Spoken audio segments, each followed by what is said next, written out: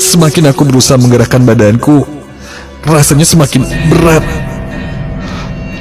Terasa seperti sekujur tubuhku ini ada yang menghalangi dan tertindih sesuatu yang besar.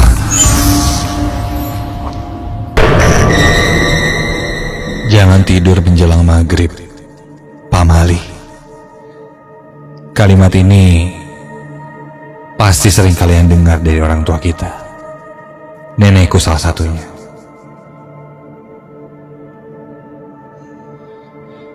Dulu aku sempat menyepelekan kata-kata dari nenekku ini. Tapi setelah kejadian yang kualami itu, aku pun percaya dengan pesan nenekku itu. Namaku Galih. Kejadian ini kualami hampir 1 tahun yang lalu. Di Bandung, aku tinggal di rumah nenekku. Sebelumnya aku tinggal bersama orang tua aku di Jakarta. Karena aku diterima di universitas di Bandung, mereka menyuruhku untuk tinggal bersama nenek saja. Katanya, supaya nenek ada teman di rumahnya. Ya, lumayan sih. Jadi aku tidak perlu ada pengeluaran untuk biaya ngekos. Walaupun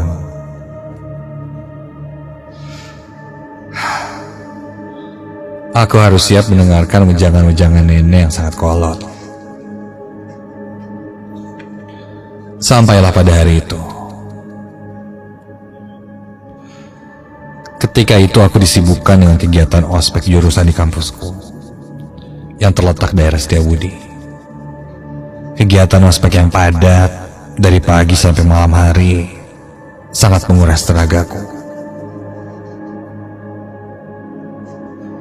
Belum lagi senior selalu memberi tugas yang harus dikerjakan secara kelompok.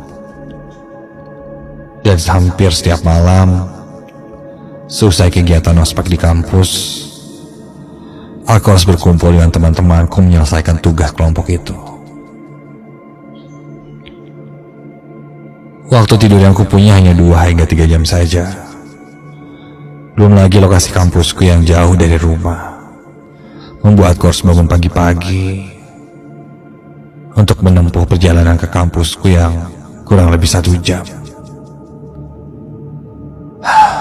Sangat melelahkan.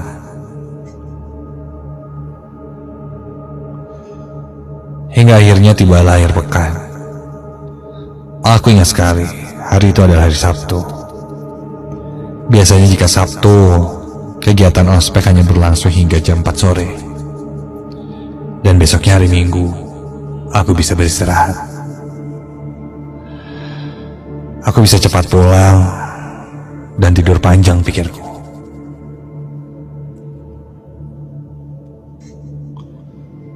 Usai kegiatan, aku pun segera memesan ojek online dan bergegas pulang. Singkat cerita, aku sampai di rumah. Assalamualaikum, Nek. Galih pulang, Nek.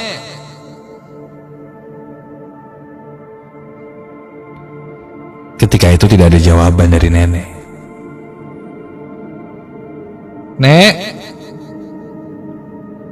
nenek di mana?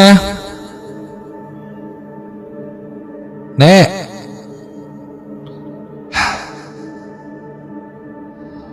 Aku mencari nenek ke kamar, dia tidak ada. Di dapur juga. Aku berkeliling ke seisi rumah. Nenek tidak di sana.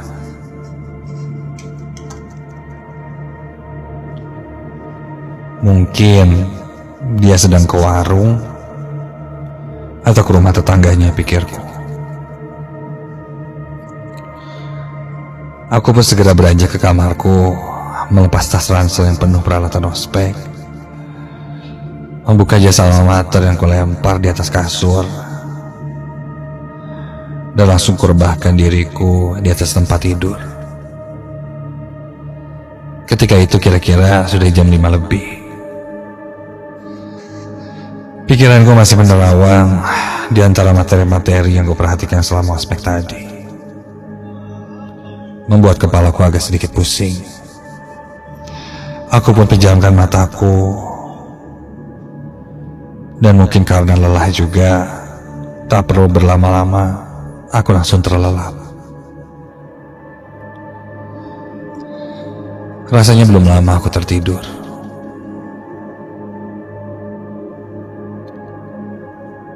Dan aku sedikit terbangun ketika mendengar ada suara orang yang masuk ke dalam rumah. Membuka pintu dan melangkah pelan.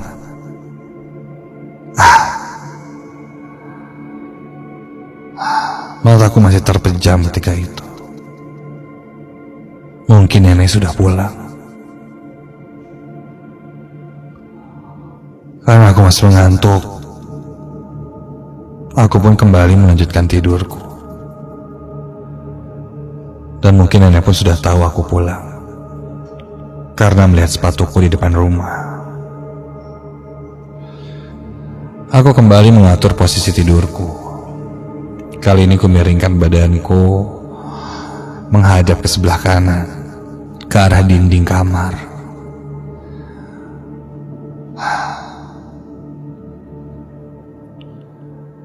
Tak lama aku tertidur, aku mulai merasa hal yang aneh. Bagian tubuh sebelah kananku rasanya kesemutan.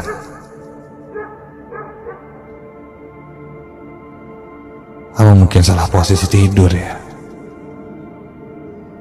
Mataku masih terpejam, masih setengah sadar.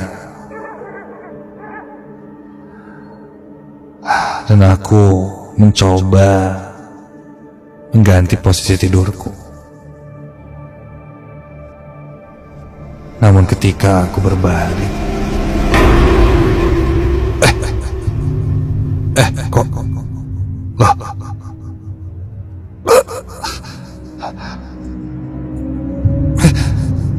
aku tidak dapat menggerakkan badanku.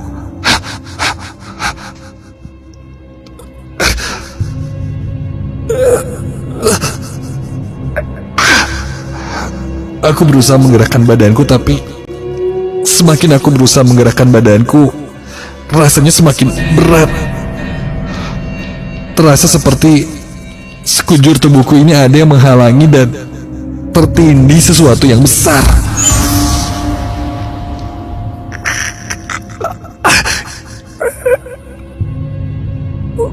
Mungkin aku harus berteriak memanggil nenek untuk meminta bantuan, tapi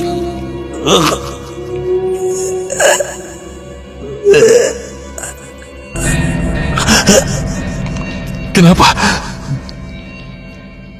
suaraku tidak keluar? Aku berusaha terus memanggil nenek, namun hasilnya nihil. Mulutku bergerak tapi tidak bersuara. Aku coba kali ini berdoa dalam hati, berharap ini semua hanya mimpi dan ketika aku terbangun semua dalam kondisi normal.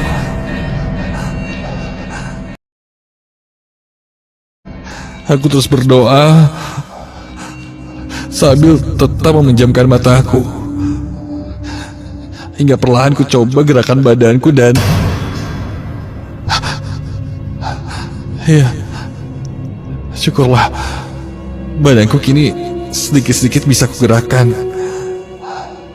Aku mulai mengatur nafasku yang terengah-engah.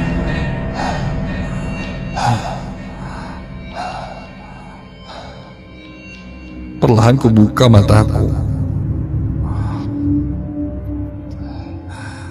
Dalam kondisi yang masih setengah sadar itu, aku melihat sesuatu di depanku. Apa tuh? Mataku belum terbuka semua, namun bisa kulihat ada sesuatu berwarna hitam tergeletak di atas tempat tidurku, di antara aku dan dinding. Awalnya kukira itu baju ospekku yang kutaruh sembarangan setelah kulepas tadi. Namun ketika aku buka lebar mataku, astaga! Ketika aku melihatnya dengan jelas, itu bukan jas alma mater atau baju ospekku. Ternyata itu adalah rambut. Ya, rambut panjang yang sangat kusut dan tebal, warna hitam, dan samar kulihat dari sela-sela balik rambut itu ada sepasang mata. Ya, mata yang membelalak menatap tajam ke arahku. Wajahnya tidak terlihat jelas karena tertutup rambutnya yang panjang. Bahkan ketika kulirik ke bawah, rambutnya itu menutupi semua badannya. Ya, seakan terbalut rambut panjang hitam yang kasar itu. Jelas ini bukan mimpi. Aku berkedip beberapa kali sosok itu masih ada tepat di depanku. Dan itu perlahan kini wajahnya mulai muncul dari balik rambutnya itu. Dan kini semakin jelas dan semakin dekat dengan wajahku. Wajah seorang perempuan pucat dengan mulut menyeringai lebar, dengan giginya yang tajam bertaring. Aku coba berteriak, namun aku tidak bisa. Dan tiba-tiba sosok perempuan itu membuka lebar mulutnya dan mengeluarkan suara yang sangat menyeramkan.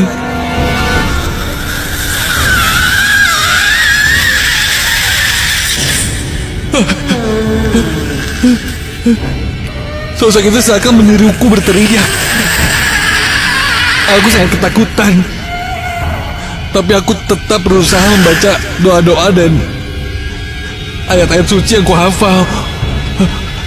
Aku terus hafalkan dalam hati.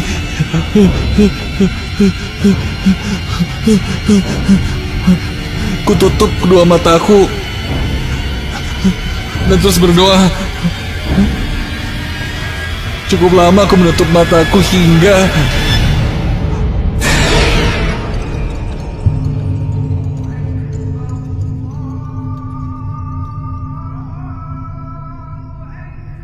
samar terdengar suara azan maghrib dari masjid di luar sana. Setelah terdengar itu barulah aku beranikan diri membuka kembali mataku. Dan saat ku buka mataku, makhluk itu sudah tidak ada. Jelas aku langsung bisa bergerak kembali. Aku segera keluar kamar dan berusaha mencari nenek ketika itu. Namun nenek tetap tidak ada. Baru saja aku akan keluar dari rumah, ku dengar suara pagar rumahku terbuka. Dan kulihat dari jendela itu adalah nenek.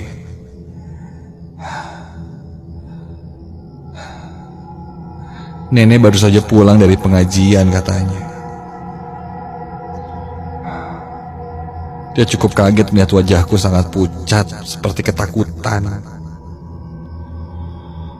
Lanjut aku pun ceritakan apa yang kualami. Usai cerita, nenek pun menasehatiku.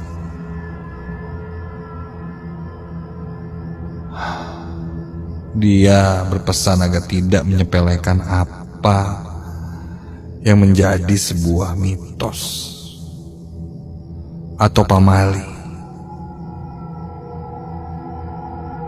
Katanya aku mengalami tindihan atau erep-erep karena aku tidur menjelang maghrib.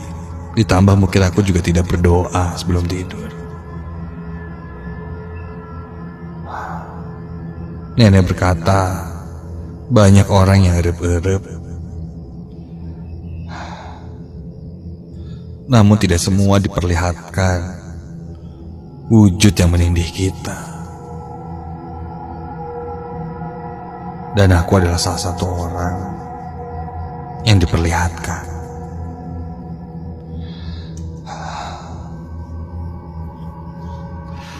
Sejak kejadian itu, aku tidak pernah lagi mau untuk tidur menjelang maghrib. Apa yang menjadi pesan dari orang tua? Hal-hal yang berkaitan dengan larangan, pamali, sebaiknya tetap kita patuhi.